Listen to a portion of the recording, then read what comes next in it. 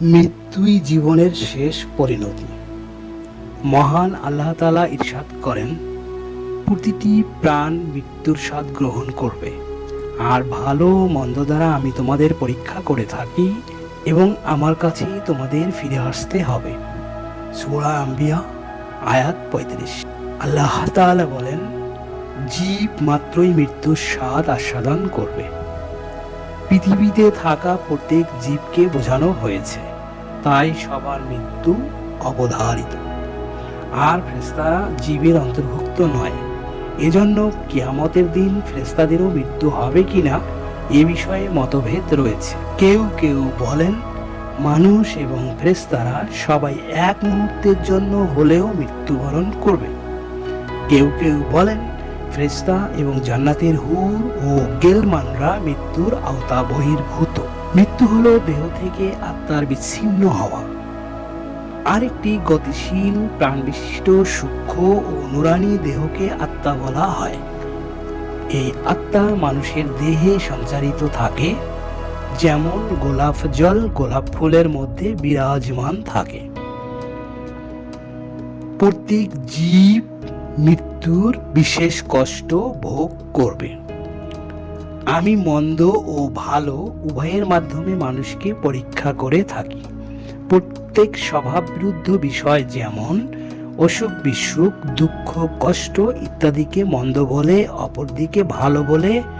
প্রত্যেক পছন্দনীয় ও কাম্য বিষয়, যেমন সুস্থতা, নিরাপত্তা ইত্যাদি বোঝানো হয়েছে। দুঃখ ও আনন্দ, দারিদ্র্য, ধনাঢ্যতা, জয় পরাজয়, শক্তিমত্তা দুর্বলতা, সুস্থতা রুগ্নতা ইত্যাদি সব অবস্থায় আল্লাহ পরীক্ষা করেন।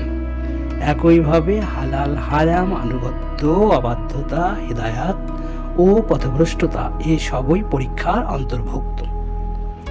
কখনো দুঃখ দুর্দশা দিয়ে, কখনো পার্থিব সুখ শান্তি দিয়ে, কখনো সুস্বাস্থ্য ও প্রশস্ততা দিয়ে, কখনো অসুস্থতা ও সংকীর্ণতা দিয়ে, কখনো ধনাঢ্যতা ও বিলাস সামগ্রী দিয়ে, কখনো দারিদ্রতা ও অভাব দিয়ে আমি তোমাদের পরীক্ষা করে থাকি, যাতে কে কৃতজ্ঞ ও কে অকৃতজ্ঞ, কে ধৈর্যশীল ও কে অধৈর্য আমি তা পরীক্ষা করি।